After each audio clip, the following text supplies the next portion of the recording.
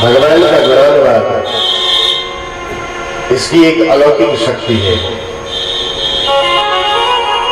परमात्मा की कथा से हमें एक संदेश प्राप्त होता है। क्या? परमात्मा की कथा से हमें एक ही संदेश प्राप्त होता है कि हम किसी भी प्रकार से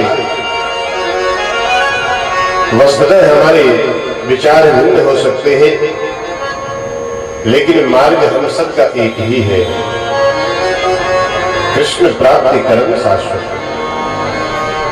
उद्देश्य सबका यही है, परमात्मा को पाना। और उस परमात्मा की कृपा से ये जो मनुष्य जीवन हमें प्राप्त हुआ है, हमारे शास्त्र कहते हैं दुर्लभो मानुषो देहो देहिनाम क्षण भंगुरः। ये जो मनुष्य शरीर है ये बहुत आसानी से प्राप्त नहीं होता, और मनुष्य शरीर मिलने के बाद भी अगर हम भगवान का भजन न करें, भगवान का गुणानुवाद न करें, तो ये सच है कि इस 84 के चक्कर से हम मुक्त नहीं हो सकते हैं। कहते हैं कि जीवित माता पिता की जो सेवा करे, माता पिता की आज्ञा का पालन करे,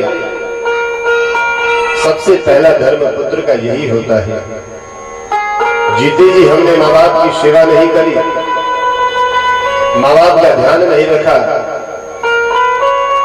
और अपने पुत्रित्व भाव को नहीं निभाया, तो फिर मरने के बाद चाहे आप कुछ भी कर लें, कुछ भी सार्थक नहीं है। पहला धर्म है माँ बाप की सेवा जीवित जब तक रहे। दूसरा धर्म है कि हमें पिंडदान करें।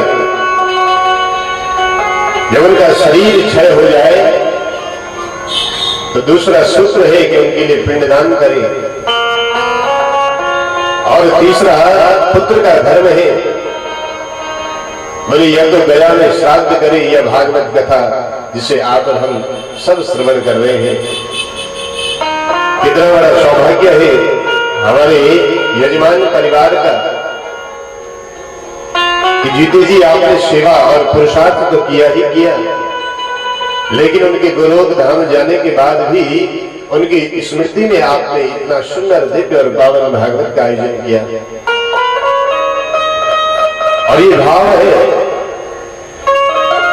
ये कोई साधारण बात नहीं है। जो अपनों से प्रेम करते हैं, जो अपनों का स्मरण करते हैं, और जिन पितृ देवताओं के निमित्त यहाँ पर हम बैठे हैं, उन्होंने न जाने अपने शरीर को, अपने मन को, अपने तन को, अपने धन को, सब कुछ को महाराज अपने पुत्रों पर, अपने परिवारों पर, अपने परिवारजनों पर समर्पित किया। और ध्यान रखना,